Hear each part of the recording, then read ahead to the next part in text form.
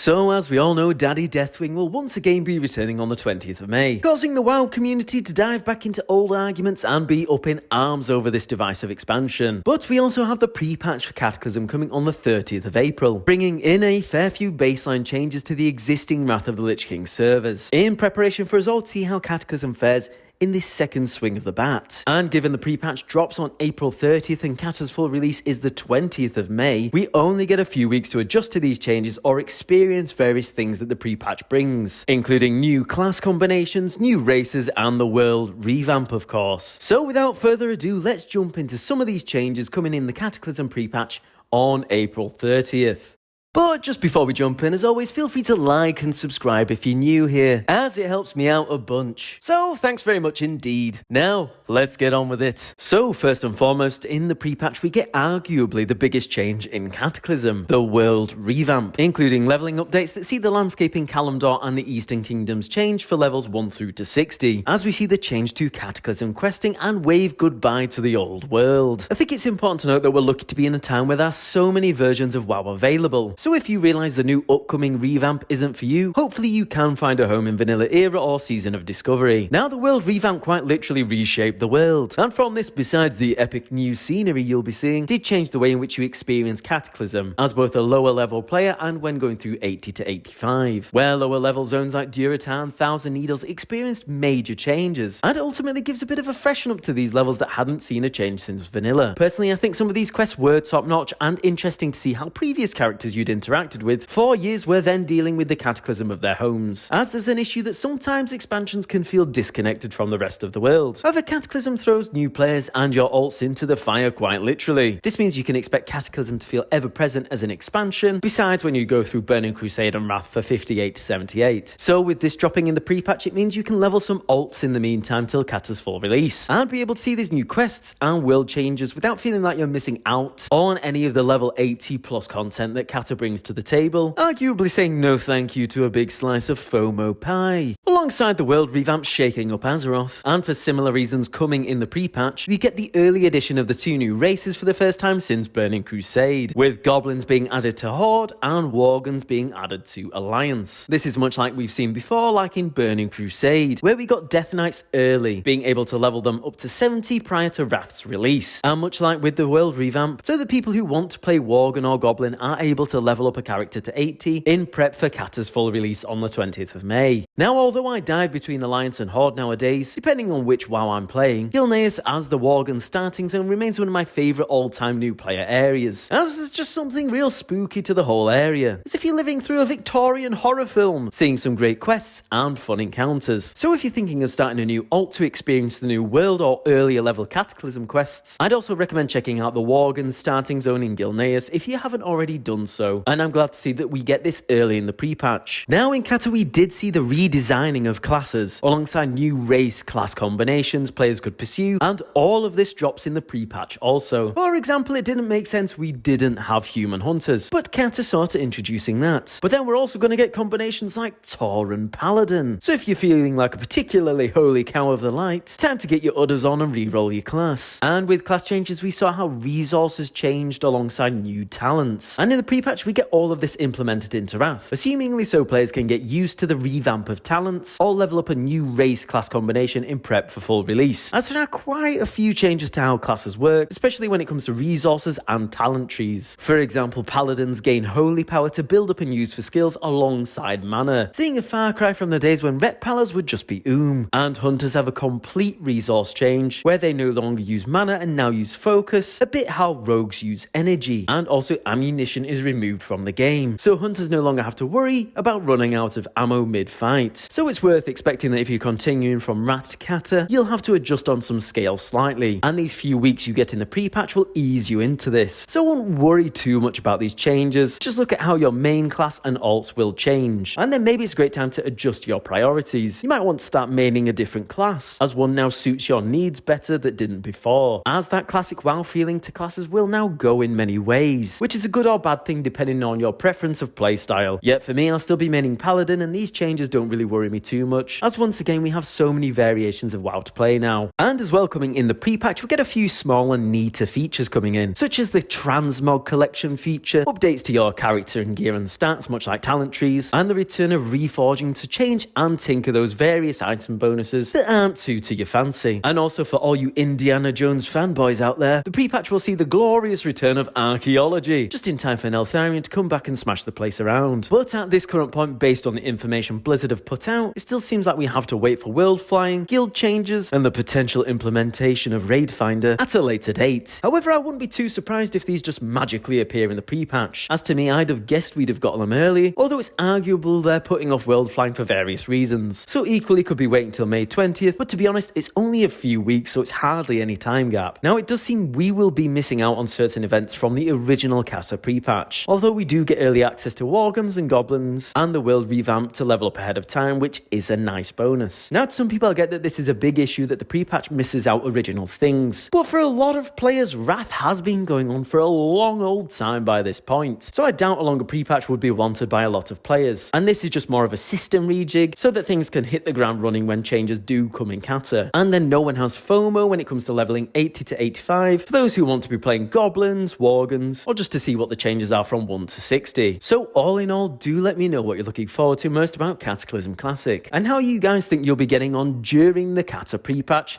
this time around. As always, feel free to like and subscribe if you're new here. And on that note, I think I'll say ta-ra for now, and I'll see you later.